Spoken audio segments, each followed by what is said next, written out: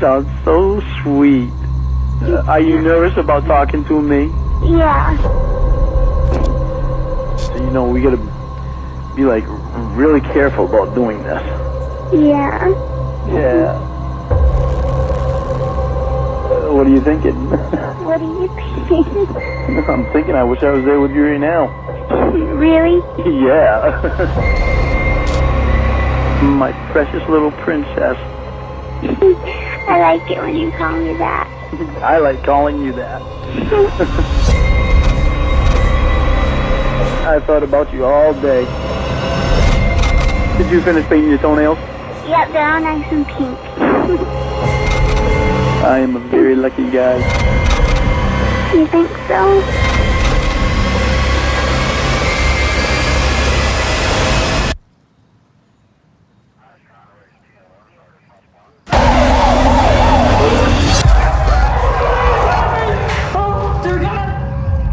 Some people watching this may feel like you have something to answer for. What do you say to that?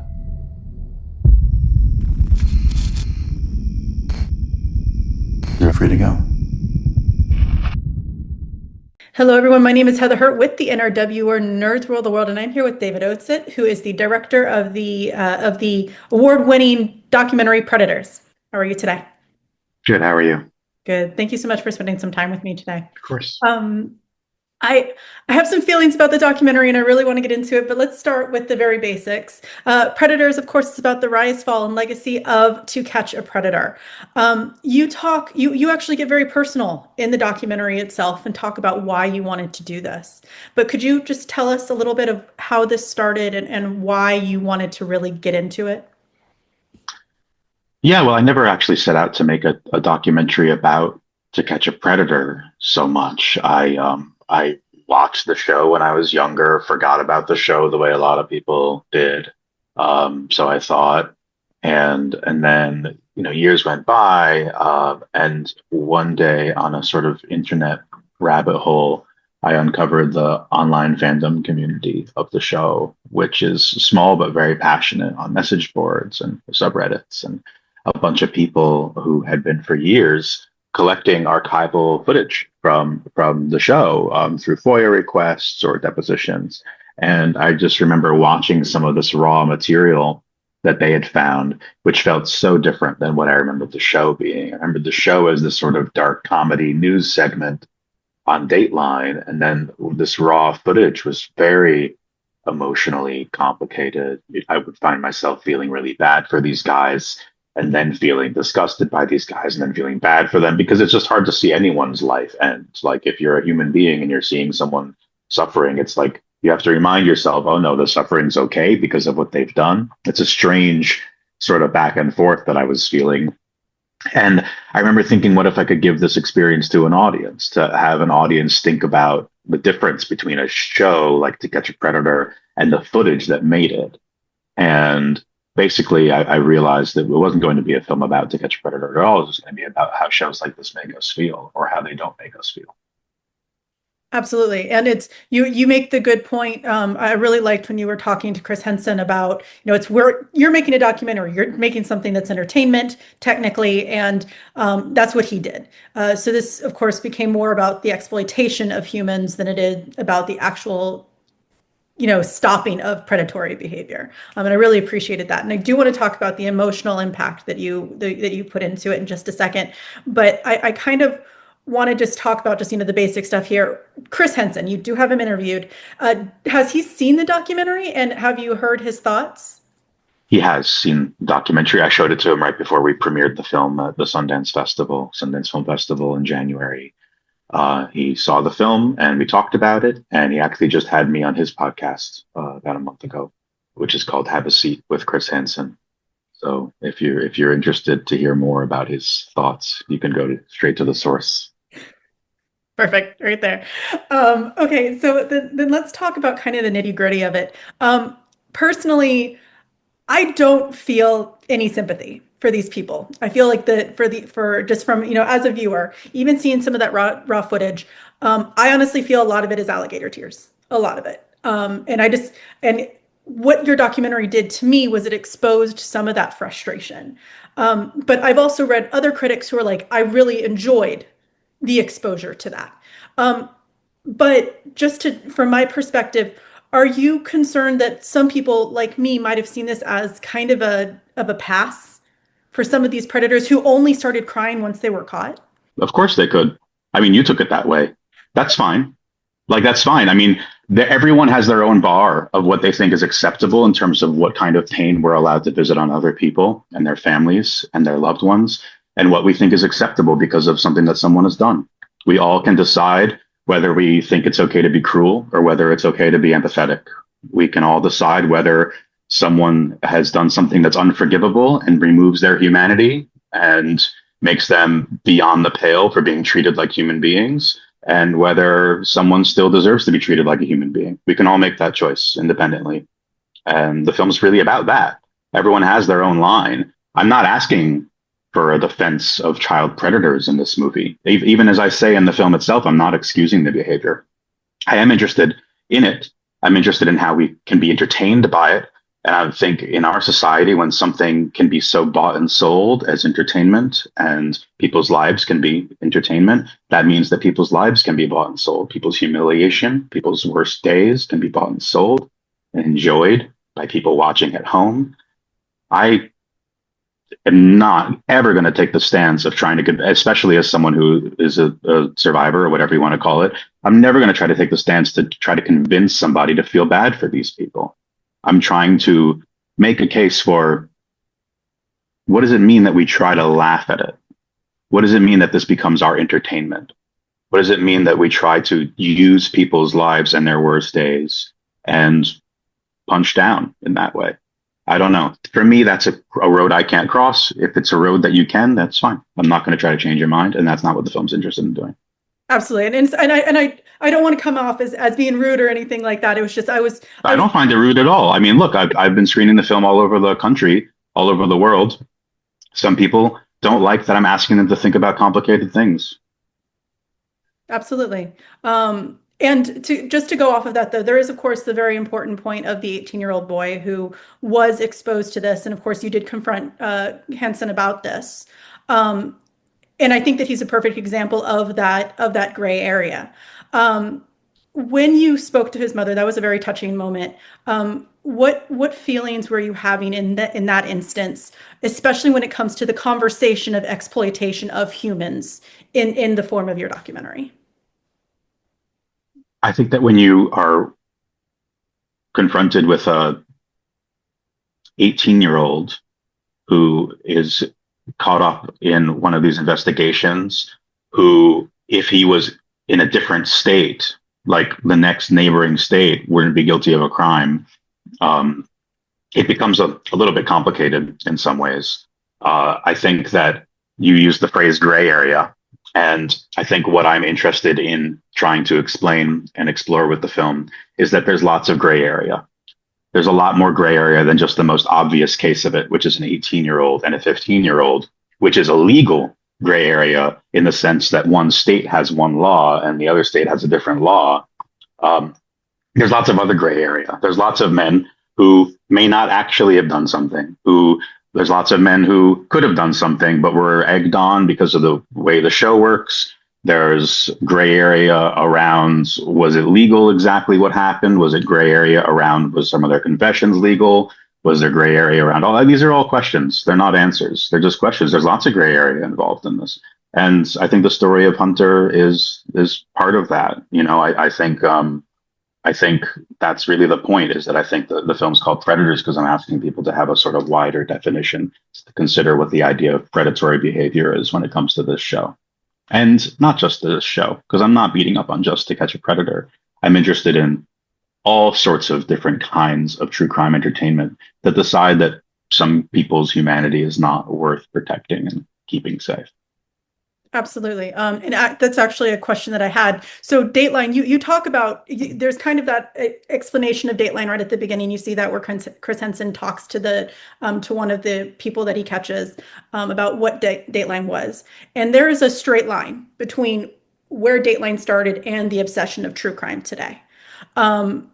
do you think that without that, we would not have the obsession we have today? We would not have it without To Catch a Predator. We wouldn't have the crazy movies we have, the Ed Gein movies, the all of these movies we have. Do you think that there would have been less of that exploitation today, or do you think it would have come in a different form? I don't tend to think much about the sort of butterfly effect when it comes to media, because I think it's kind of a useless game to play. I do think that what happens with a show like Dateline and To Catch a Predator is that you see journalism bonding with law enforcement to create entertainment, and that is very much a modern legacy that we're now dealing with in terms of what kind of entertainment we consume. We get our news from entertainment sources now, and I don't think that was necessarily the case over 20 years ago. It wasn't the same. I would argue that in some ways, the coverage of the Gulf War on CNN in the early 90s probably did as much for our cultural obsession with true crime as did shows like To Catch a Predator. We can turn these stories that are in the world that are frightening to us, that we don't know details of, into something that we can rest easy knowing that the bad guy's been caught, put away, or the war ends, or the bombs stop, and then we can go about our day. And I think that's really the issue for me, that I find so interesting is, shows like this and entertainment like this is really designed to just keep kind of society in a simple spot. You're watching this show, you feel good because the bad guys, the evil men who do these evil things are caught, put away. The show is designed to make sure you don't have sympathy for them. You see their tears as crocodile tears. You see all of these things as they're beyond redemption, and they're gone. And then we can all resume. We can all resume our lives. But that's not how the real world works. That's not how cycles of endemic abuse work. That's not taking into the account that 95% of child predation happens from people who are known to the child. Doesn't take into account that many child abusers are themselves victims. I don't know how that factors into our ability to have sympathy for people, that there's no other way for some of these predators to manifest their own hurt because there's no psychological infrastructure to keep them safe for decades and decades until they themselves break. I don't know where we go, but I do know that law enforcement is never going to be a replacement for social and mental welfare. Unfortunately, we don't have an army of therapists meeting these men when they are showing up to these houses. We just have police officers. And that's a legacy of To Catch a Predator. Absolutely. Absolutely. Spot on. To shift into the production of it, you did say right at the beginning of this that you spent a lot of time looking at that raw footage. How long did it take you to go through this? We know, I've spoken to many documentarians, and it can take decades to do some of these documentaries. How much time did your team put in to create this, to find the footage that you needed to speak to the people you needed to speak to? A while. Not that long. I think production took about a year. I did some research. I watched a couple of episodes. I found a lot of the raw footage. I had a wonderful and very small team of archival researchers and people who were spending a lot of time looking at everything with me. And then I did some interviews, and then the film was kind of surprisingly linear. It proceeds in a lot of the way that I myself kind of investigated the story. I started filming with the decoys, who were the original decoys, who were actors, 18, 19-year-olds old when the show was airing, around the same age as I was when the show was on. And I interviewed them first, and that led me towards other people who were involved in the show. And then that led me into the kind of the show's ending, and then the film kept going on from there. So it was pretty linear as a production. If you could expand this story a little bit, talk more about, once again, as you said, even though it kind of starts as a To Catch a Predator documentary, it's really more about, it's a greater story. If you could continue on telling stories like this, where would you like to go next? Stories like this. I don't know. I'm not there now. I'm not in there. I'm not in that place now. I don't really think of, I'm not interested necessarily in like being inside of a type of story. I'm more interested in in what are the questions that make me want to spend a year or 2 years or 3 years inside of the world of a story. And for this one, I think it was plunging the depths of what kind of empathy and cruelty we're capable of and why we enjoy what we enjoy. And I felt like I did that here. And that's really what the film's about and what excited me about making it. And it's where I think I leave people at the end. So I don't think my next film will be about this. In the same way that my film before this was about a very different topic. But also orbited questions that I didn't know the answers to and that intrigued me. And I think that's what gets me excited to do my job, is that there's new things to learn. Absolutely. Well, can you give us a guess of what could be a new question for you then? Well, I think one I'm making my next film is back in the world of politics, which was kind of where my last film was, and it's sort of about what are we looking for out of our political democratic process at this point. Now that, and maybe there is some overlap, and that now that everyone has the internet at their fingertips, so many people do, the need, like the psychological need for representative government, is kind of abated. Noticed. We all kind of feel like we get more of a voice from being on social media than we do in the ballot box, especially with a lack of trust in our political process. And I'm interested in my next film's going to be kind of exploring what are we looking for out of our politicians? What are we looking for out of our involvement in the political process? How do we feel represented or not represented? I'm being vague on purpose. But that's the sort of one of the next questions I'm interested in. Gotcha. No, that's totally fine. I appreciate the honesty, even if we have to wait a couple of years to see it. All right. Just final thoughts. I gave you my opinion. I really did enjoy the documentary. I know that I came off a little harsh, but I actually really did enjoy the conversation that you had in this documentary. I think it's one that a lot of people need to have more of. But for anyone who walks out of a theater, anyone who watches this on stream, what would you really like them to consider? That one thought you'd really like them to consider? I just want people to be troubled. I just want people to have an experience that a lot of documentary, a lot of TV doesn't give you. I think a lot of modern documentary films, whether they're left-wing or right-wing or centrist or whatever, that are oriented around an idea of like you know what you're in for going into the movie. You feel what you feel during it, and it's what the filmmaker wants you to feel. You know you're going to feel it. They know you're going to feel it. At the end of the movie, you've gone nowhere. You're just more angry, or you're more sad, or you're more righteous. And I really wanted to make something that didn't do that. I really wanted to give an experience that could get under your skin, could bother you. Maybe you don't like me afterwards. Maybe you don't like what I made you watch afterwards, but I didn't make you do anything. I just gave you complexity. And I think a lot of documentaries don't get to do that as much anymore. And I'm hoping that some people watch the film by accident. We don't know what they're in for. I'm hoping that some people watch the film with an open mind. I hope some people watch the film and then argue about it with their friends and family afterwards. But I think that these days, what excites me and interests me is people having an experience with what they're doing and interacting with, because the world's complicated and our films should be too. Absolutely love it. That was a weird way to put it. Absolutely love that response. Thank you so much for your time, David. Predators arrives. It's still showing regionally in some theaters, but it'll be available soon on Paramount Plus. Thank you so much for your time, and you have a wonderful day. Thanks so much, Heather. Take care.